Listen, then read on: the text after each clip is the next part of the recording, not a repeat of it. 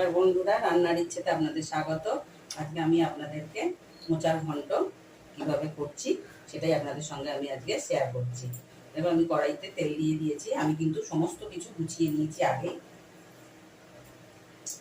সেই জন্য আমি আর এক্সট্রা করে দেখাচ্ছি না। আমি এইভাবে রান্না করছি, এবার পরপর আমি সমস্ত জিনিস আপনাদেরকে দেখাচ্ছি। আমি এখানে প্রথমে দুটো শুকনো লঙ্কা ফোড়ন দিলাম। তারপর এই ছোট ছোট তিনটে ছোট তেজপাতা দিলাম, আর এই সামান্য ছোট চামচের হাফ চামচ জিরে আমি ফোড়ন দিয়ে দিলাম। ফোড়নের ভাজা গন্ধটা বেরোলে আমি এখানে একটা মাঝারি সাইজের আলু আমি এরকম ছোট ছোট পোস্তর আলুর মতন করে কেটে নিয়েছি। এবার এই আলুগুলোকে দিয়ে দিলাম।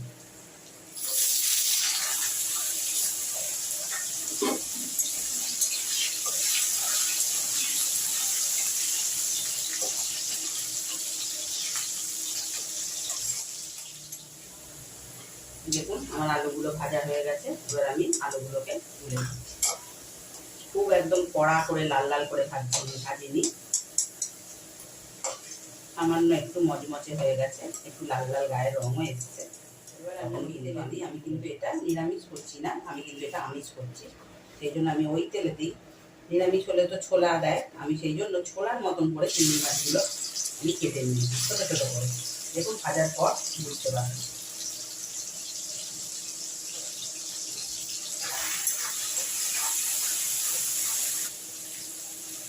দেখুন আমার আলু তো তুলে নিয়েছি। এবার চিংড়ি মাছটাও আমার ভাজা হয়ে গেছে। এবার আমি ওই তেলেতে আলুগুলো দিয়ে দিই। আলুগুলো আমি কিন্তু চিংড়ি মাছটা আর তুলবো না। আলুগুলো দেওয়ার সাথে সাথে আমি একটা ছোট টমেটোকে 4 টুকরো করে নিয়েছি, ওটাও আমি দিয়ে দিলাম। এবার ওর মধ্যে আমি ছোট টিস্পুনের 1 টিস্পুন আদা বাটা দিলাম। আপনি যতটা মোচা করবেন সেই আন্দাজেই আদাটা দেবেন।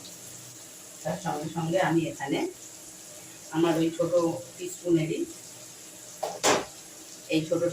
1 টিস্পুন হলুদ গুঁড়ো, 1 টিস্পুন ঝাল লঙ্কার গুঁড়ো আর 1 টিস্পুন জিরে গুঁড়ো আমি সমস্তই এর সঙ্গে অ্যাড করলাম।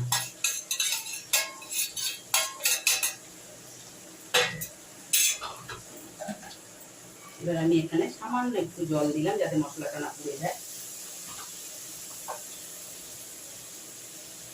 এবার আমি স্বাদ মতন নুন দিলাম, দিয়ে এবার আমি মশলাটাকে একটু কষিয়ে নেব।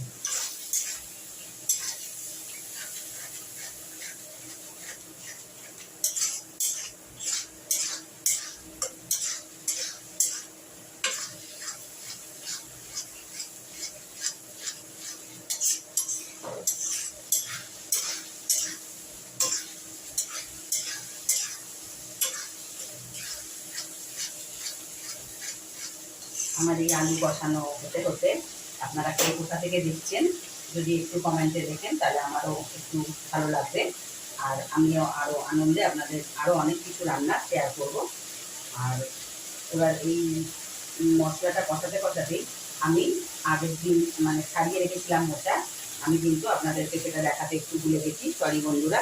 আমি এখানে কিন্তু মোচাটাকে সারা রাত কেটে আমি জলে ভিজিয়ে রেখেছিলাম, কেননা এই কলাটায় মোচা কিনেছিলাম যে সবজির দাদা, সেই সবজির দাদা বলেছিল এটা একটু কষ হবে, সেই জন্য আমি নুন হলুদ দিয়ে সারা রাত ভিজিয়ে রেখেছিলাম। তারপর সকালবেলা আমি যতটা সিটি দরকার আমি সেদ্ধ করে নিয়ে আমি মোচাটাকে জল ফেলে আমি চটকে রেখেছি।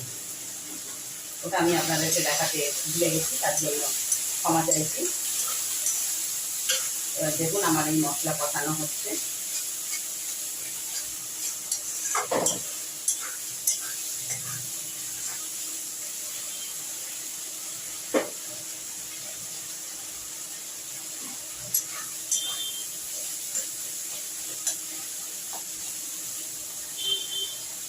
আমি এবার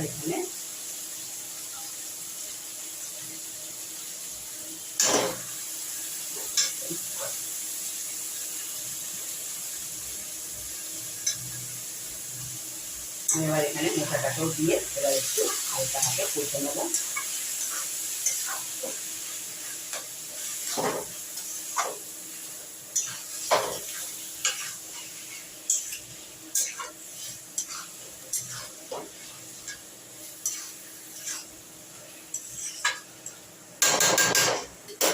আমি 3টে কাঁচা লঙ্কা দিয়ে দিলাম।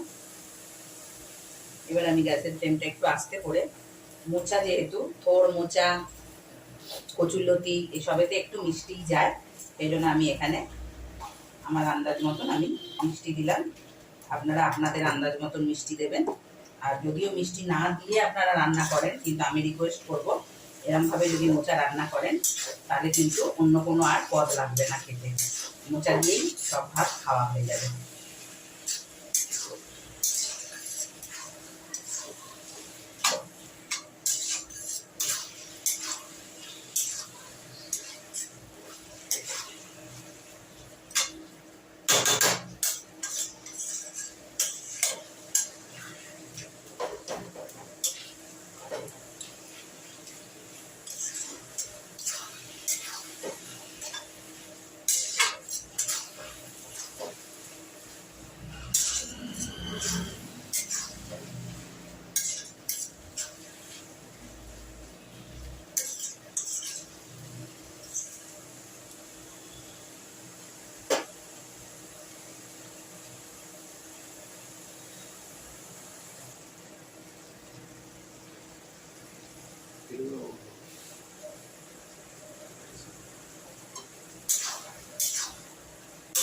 দেখুন কষতে কষতে কত জল বেরিয়ে যায়।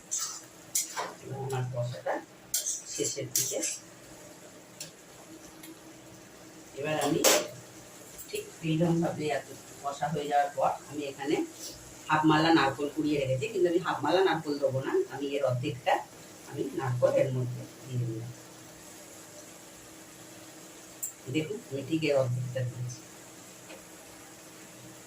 আমি নারকোলটা কাঁচা দেওয়া পছন্দ করি না, কেন নারকোলের কাঁচা গন্ধ অনেকেই খেতে পারে না রান্নায়, সেই জন্য আমি নারকোলটা একটু নেড়ে দিই, তাতে কিন্তু কাঁচা গন্ধটাও চলে গেল, আবার আমাদের নারকোলটাও রান্নায় ভালো স্বাদও আনলো। এইভাবেই যদি আপনারা মোচা করে খেয়ে দেখেন তাহলে দেখবেন, আমি আবারও বলছি, অন্য কোনো পদ বা অন্য কোনো রান্না আপনাদের হাতের পাতে লাগবেই না।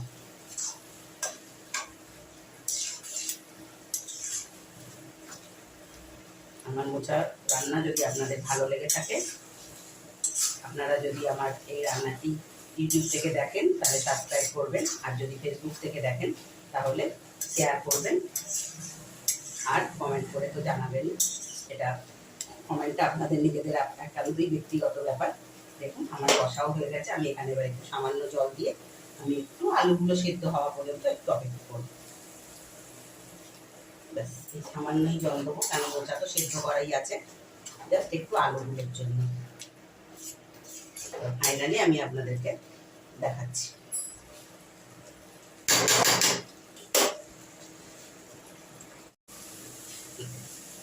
দেখুন আমার মোচা কিন্তু একদম রেডি। এবার আমি নামানোর আগে গ্যাসের ফ্লেমটাকে অবশ্যই আস্তে করে নেবেন। এবার আমি ফাইনালি টাচ দিচ্ছি।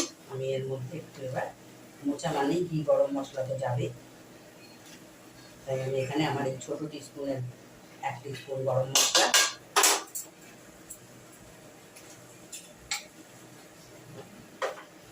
আর আমি 1 চামচ ঘি আমি এটাতে দিয়ে দিলাম। 1 চামচই ঘি ছিল আমার, আপাতত এই কৌটোর ঘি শেষ, সেই জন্যই আমি দেখালাম আপনাদের। ওই ঘির শিশি একদম গরম করেই ঢেলে দিয়েছি।